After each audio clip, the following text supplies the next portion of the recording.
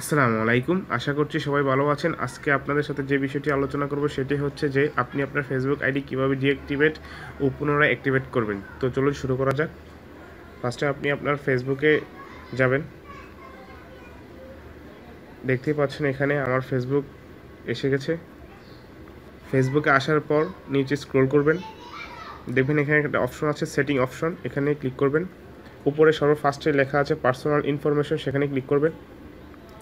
সর্বনিচে দেখতে পাচ্ছেন manage account, সেখানে ক্লিক করবেন। এখানে লেখা আছে যে ডিঅ্যাক্টিভেট, সেখানে যাবেন। এখানে আপনার ফেসবুকের পাসওয়ার্ডটি দিবেন। পাসওয়ার্ডটি দিয়ে এখানে কন্টিনিউ দিবেন।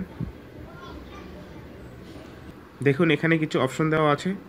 তো আপনি কী জন্য আপনার আইডিটি ডিঅ্যাক্টিভেট করতে যাচ্ছেন সেই অপশনটা সিলেক্ট করবেন। আর যদি এখানে অপশন না থাকে তো সেক্ষেত্রে আপনি চাইলে এখানে রিজনটা আপনি নিজে লিখে দিতে পারেন এখানে।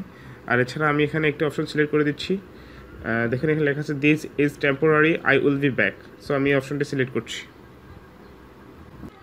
আচ্ছা, নিচে দেখেন এখানে একটা অপশন আছে যেটি হচ্ছে রিঅ্যাক্টিভেটিং ইউর। দেখুন এখানে লেখা আছে আপনি যদি চান যে আপনি একদিন পর, 2 দিন পর, 3 দিন পর বা 4 দিন, আপনি যেটা সিলেক্ট করে দিবেন ততদিন পর আপনার আইডিটি পুনরায় রিঅ্যাক্টিভেট হয়ে যাবে। আমি এখানে নির্দিষ্ট পরিমাণ কোনো ডেট মেনশন করছি না। আমি যখন লগ ইন করবো বা অ্যাক্টিভেট করব তখনই আমি চাচ্ছি যে আমার আইডিটি অ্যাক্টিভেট হোক।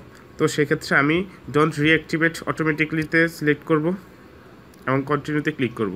দেখুন এখানে কিছু বিষয় আছে যেটি হচ্ছে যে আপনি আপনার আইডিটা ডিঅ্যাক্টিভ করতে চাচ্ছেন এবং কি আপনি মেসেঞ্জার ইউজ করতে চাচ্ছেন, বা আপনি আপনার ফেসবুক নোটিফিকেশন চাচ্ছেন, তো সেক্ষেত্রে এগুলো ক্লিক করে দিতে পারেন।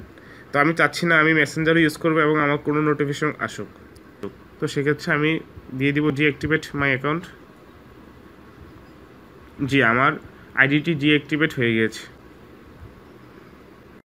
ভিডিওটি ভালো লেগে থাকলে লাইক, কমেন্ট ও চ্যানেলটি সাবস্ক্রাইব করবেন এবং কিছু জানতে চাইলে অবশ্যই কমেন্ট বক্সে জানিয়ে দিবেন। টিল দেন সবাই ভালো থাকবেন, সুস্থ থাকবেন। আসসালামু আলাইকুম।